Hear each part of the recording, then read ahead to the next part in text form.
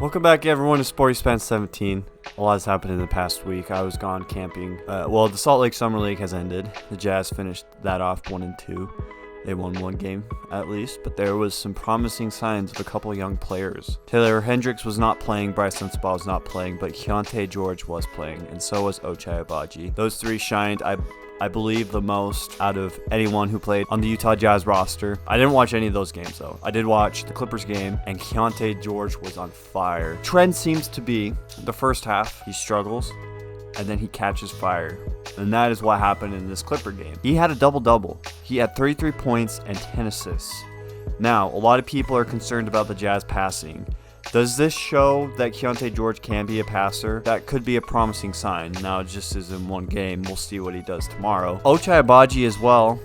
He was 8 for 18, 3 for 10 from 3, and he had 21 points, as well as 5 assists and 9 rebounds. So that's pretty good for Ochai. Good job, Ochai, for grabbing 9 boards as a shooting guard. Keyonte George was 2 of 24, 6 of 15. The first half, he was struggling really hard, and a lot of people were like, I don't know, but he started lighting it up. He had a few back-to-back three-pointers. He's showing really good flashes. Again, this is just Summer League. Summer League players can't catch fire, and then they go into the NBA. It's a completely different ball game. Seeing what Keyonte George can do is really good. He reminded me a little of Donovan Mitchell, honestly, the way that he played in this game against the Clippers, which I have nothing to complain against. Is it going to be Keyonte, Ochai, Lauri Markkanen, John Collins, and Walker Kessler starting for the Utah Jazz? Now, Keyonte George, I will say he won't be starting game one. Oh, well, I guess now that Jordan Clarkson is back, it could be Keyonte George, Jordan Clarkson, Lauri Markkanen, John Collins, Walker Kessler. I think that we have a really good shot at the 7 through 10 seed. A lot of people still think we're not going to be very good, but I think we're going to be a lot better than people think. John Collins, I predict he could have a Lauri Markkanen-like season where he breaks out again. John Collins, Clutch Points released this article saying during his introductory press conference, Collins spoke to the reporters about being traded from the Hawks, saying that it was a big stress relief, per Eric Walden of the Salt Lake Tribune. Obviously, my name has been in a lot of rumors and whatnot, and it hasn't been easy. So it's just been good and finally over, and obviously start anew in Utah. I'm really not thinking about too much, Collins admits, and just go for it and try to be the best player I can. John Collins seems to have a really positive attitude about being in Utah. I like that. I want players like that on the Jazz. And I don't think that he's going to deplete Lauri Markkanen's gameplay at all. I think he will complement it really well and complement Walker Kessler's game. Markkanen, Kessler, Collins are going to be a really powerful force in the front court. I think he might have a season like he did a few years ago where he was 21 points, 10 rebounds. He'll definitely, I think, get a lot more touches on the ball, as Trae Young was kind of a ball hog. Excited about John Collins being on the Jazz.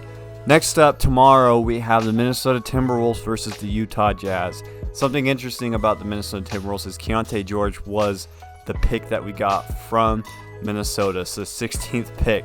So could this be another Walker Kessler situation where we stole their pick and then he becomes to be a great rookie?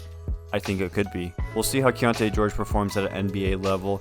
If he played like he did last night, it would be a great sign. Lastly, something that has to do with the Finland's men's national team. I mentioned in a previous video that the Finnish head coach, Lassi Tuovi, sorry if I pronounced it wrong, has been working with the Utah Jazz, and he's really liking the experience.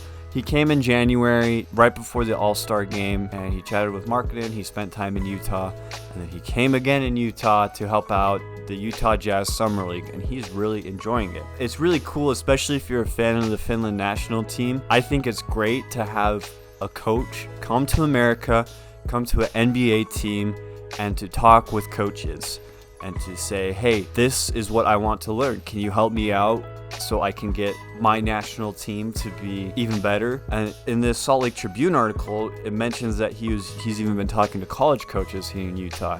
And something you need to know about colleges in Utah, if you're from out of country or out of state, there's very good basketball college teams here. We got Utah Valley, my Utah State University, pretty good sometimes they're not. U of U actually is struggling a lot with their basketball, but they were the last team to make the Final Four in Utah back in 1998, where actually the Utes had a Finnish player playing for them actually at the time when they made the Final Four team.